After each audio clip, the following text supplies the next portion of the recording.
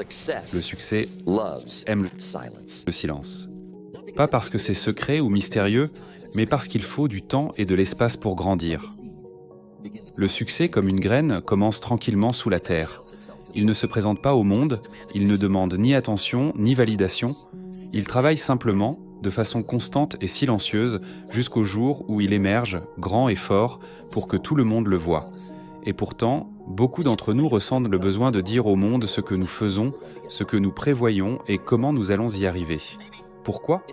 Peut-être est-ce un besoin de reconnaissance ou d'approbation ? Peut-être est-ce l'adrénaline de dire « Regardez-moi, je suis en chemin ». Mais voici le problème.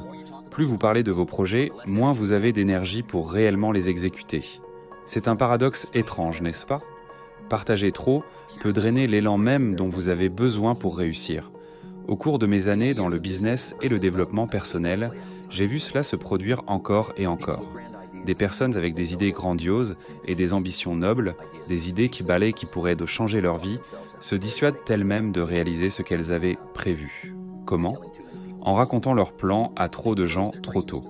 Elles exposent leurs rêves au vent froid du doute, de la critique et des distractions. Et avant même qu'elles ne s'en rendent compte, le feu qu'elles ressentaient s'est éteint.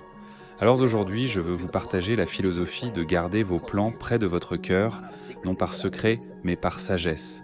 Nous allons explorer comment cultiver un état d'esprit qui valorise l'action plutôt que les mots, le focus plutôt que la fanfare, et les résultats plutôt que la reconnaissance. Car au bout du compte, ce n'est pas ce que vous dites que vous ferez qui compte, mais ce que vous accomplissez réellement.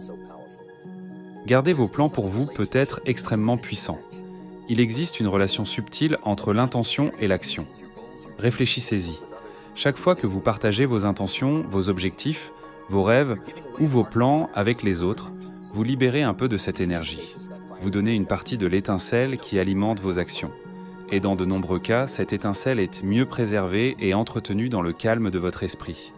Une des raisons est simple. Quand vous dites aux gens ce que vous allez faire, vous créez une illusion de progrès.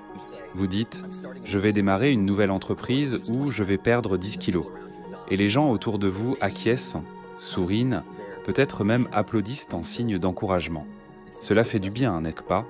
Cette sensation d'approbation, de validation. Mais voici le danger. Votre esprit peut confondre cette approbation avec un accomplissement. Vous n'avez encore rien fait, mais vous avez déjà goûté un peu de la récompense. Et ensuite, que se passe-t-il ?